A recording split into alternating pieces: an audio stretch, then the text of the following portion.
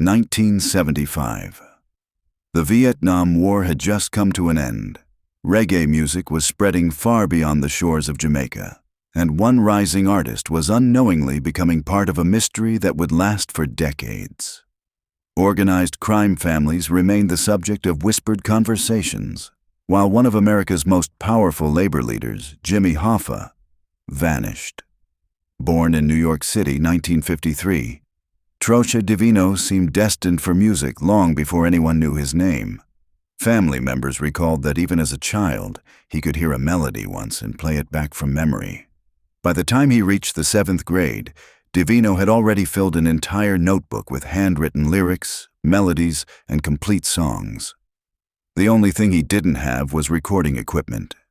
Growing up during the 1960s, his earliest music reflected the sounds dominating American radio: smooth soul and rhythm and blues. But around 1969, everything changed. A friend introduced him to reggae records arriving from Jamaica. The rhythms, the bass lines, the storytelling. Divino became obsessed. Despite being born in America, his mother's side of the family came from Jamaica, and in 1971, at just 18 years old, he left New York to reconnect with his roots and pursue reggae music where it was born.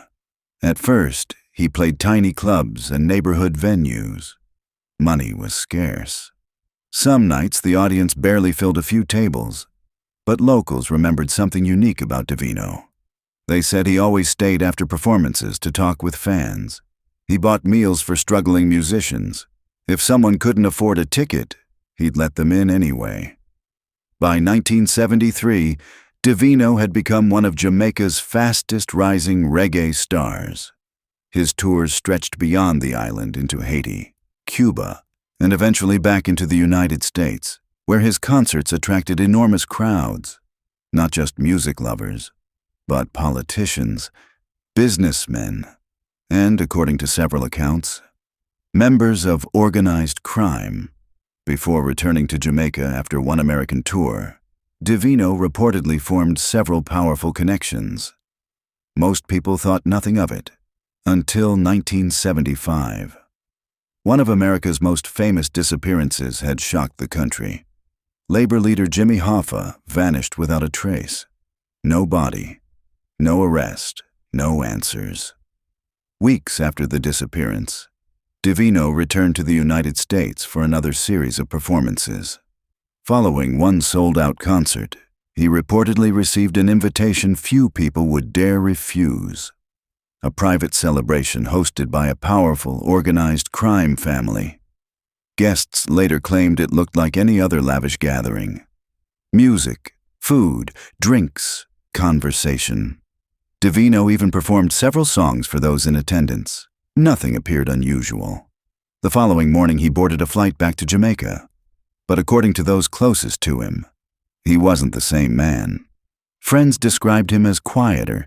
His wife said he became withdrawn, always looking over his shoulder, almost as if he'd witnessed something or heard something. He was never supposed to know. One evening, his wife later recalled him quietly saying, "I heard too much." He never explained what he meant. 2 months later, Troche entered a recording studio. There he recorded a reggae song titled, "No Stone Can Speak." At first, listeners believed it was simply another emotional reggae ballad. But as fans listened closer, the lyrics seemed different. Some interpreted them as a man describing someone who disappeared, someone buried where no one would ever think to search.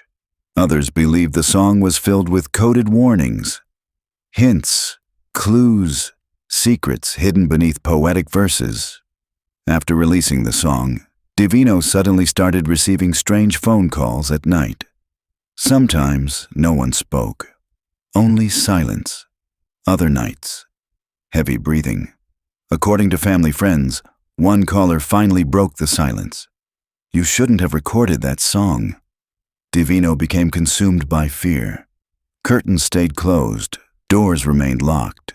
He rarely left home alone. Then one final warning arrived. A plain envelope placed outside his front door. Inside, only 3 words, "I see you." Nothing else, no signature, no return address. The night before he disappeared, Divino and his wife spent hours talking in bed.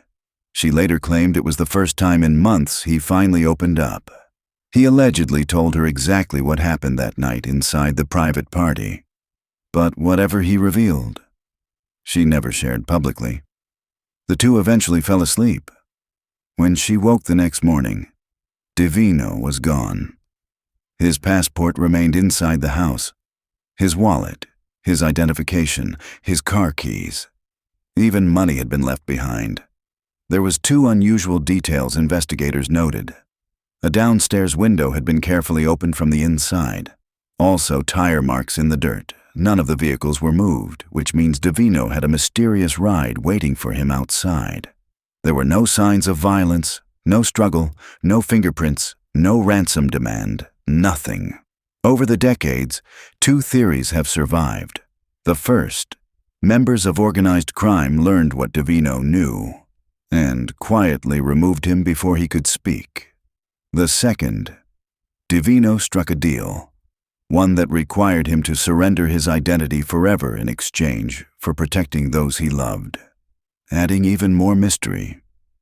Ownership of his music royalties was quietly transferred to an unknown organization shortly after his disappearance. That organization continued collecting income from his songs for years after the disappearance. No public explanation was ever given. To this day, no verified sightings of Divino have ever surfaced. No body was found. No confession was made. No one has ever proven what happened after that final night. Perhaps he uncovered a secret. Perhaps he ran from one. Or perhaps some songs were never meant to be recorded. And maybe No Stone Can Speak wasn't just a title. Young God find his way through pain. The wind carries whispers far away. No stone can speak, no earth can cry. Some stories live where the roots still lie. Money build walls that the